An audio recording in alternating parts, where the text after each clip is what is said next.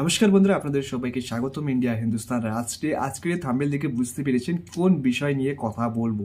Interesting হতে যাচ্ছে, কারণ সনাতন ধর্ম সারা বিশ্বে প্রচার হতে যাচ্ছে। মুসলিম দেশগুলোতেও সনাতন ধর্ম প্রচার হতে যাচ্ছে, সেই বিষয়ে কথা বলবো।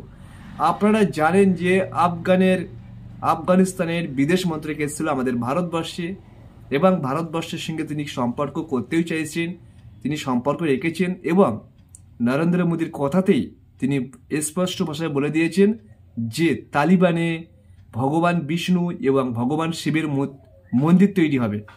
এমনই মন্তব্য করলেন তালিবানের বিদেশ মন্ত্রক। তিনি পরিষ্কার জানিয়ে দিয়েছে সনাতন ধর্মের যে সৌন্দর্য সেটা তালিবানে অর্থাৎ আফগানিস্তানে হবে।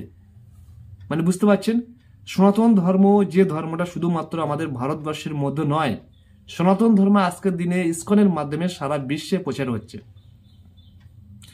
সৌদি আরবের মতো দেশ, মুসলিম দেশ, সেখানেও কিন্তু সনাতন ধর্ম প্রচার হচ্ছে।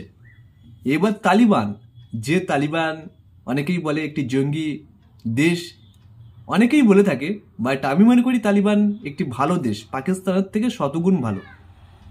তালিবান বিদেশ মন্ত্রক নিজেই স্বীকার করেছে, আমরা রামকে সম্মান করি, ভগবান রামচন্দ্রকে সম্মান দেই, এবং সনাতন ধর্মকে আমরা রেসপেক্ট করি, সম্মান করি। সাথে বলেছেন তালিবানে ভগবান শিবের মন্দির হবে এবং বিষ্ণুর মন্দির হবে। এমনই মন্তব্য করলেন তালিবানের বিদেশ মন্ত্রক। দেখুন সেই ভিডিও আপনাদের শেয়ার করছি।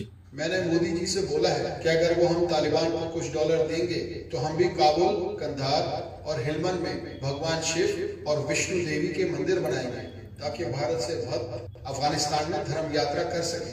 हमने यहाँ जय श्री राम का नारा लगाया है। हम मोदी जी के शुक्रगुजार और एहसानमंद हैं कि मोदी ने हमें बहुत प्यार दिया।